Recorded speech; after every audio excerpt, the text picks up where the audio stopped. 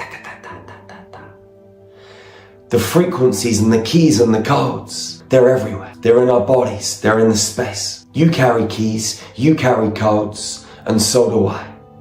And together we're a great big jigsaw puzzle. But a jigsaw puzzle is no good when the pieces are spread all over the living room floor. You've got to get those pieces of that jigsaw puzzle, and you've got to be patient. You've got to take your time, and one by one, you place them together. And we as human beings are like the pieces of the jigsaw puzzle all over the planet. When we come together with our own keys and codes, we're going to bring divine love, that Christed light back to this planet. You see, part of this human game, part of this human evolution is this individualized game of free will. Out there in the multiverse, there are so many other species, and the majority of them, they live like bees. They have a hive mindset, a hive heart set. They work together and everything flows with ease and grace. But here on planet Earth, we are given free will. We have our God spark connected through those 7 super universes. There's multiple dimensions, so many frequencies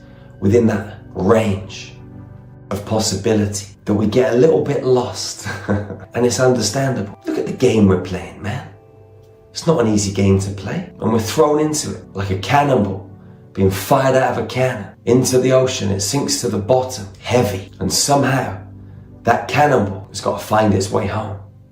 It's got to shapeshift out from that heavy, dense seabed. It's got to work its way back up to the surface until it can breathe without breathing. Because when you're truly plugged in, you breathe through your prana tube, not your nose and your mouth. You breathe cosmic energy. Wherever you are on this planet, beautiful soul, go and love your sisters and your brothers fiercely and ferociously. Hug them tightly and never, ever, ever be the first to let go. It's the golden rule of hugging. We're energy. We're source code. Fractals of the same intelligence. So start accepting your sisters and brothers. Start loving, honoring and respecting them. But if you can't honor and respect yourself, you're never going to be able to honor and respect anyone else.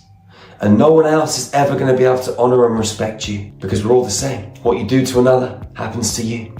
What you do to yourself happens to another. Take responsibility for your thoughts, your emotions, your actions, and be the God, Goddess that you are. The Divine Father, the Divine Mother, the Divine Child, the Trilogy, the Trinity, that equilateral triangle that turned into a tetrahedron, that turned into a Merkaba field. Remember, check out our website, starmagichealing.org.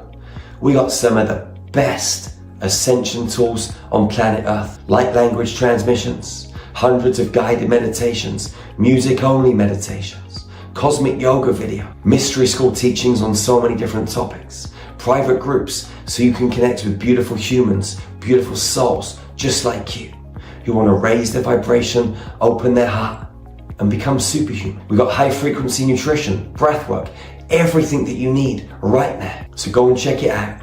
Join Infinity. You get free access right now for 7 days. Join us online every Monday and Wednesday for the frequency spa, for the weekly meditation. There's so many tools to help you stay on path and evolve as a beautiful human. I'll see you soon. One love, one heart, one human family. Peace out, beautiful soul.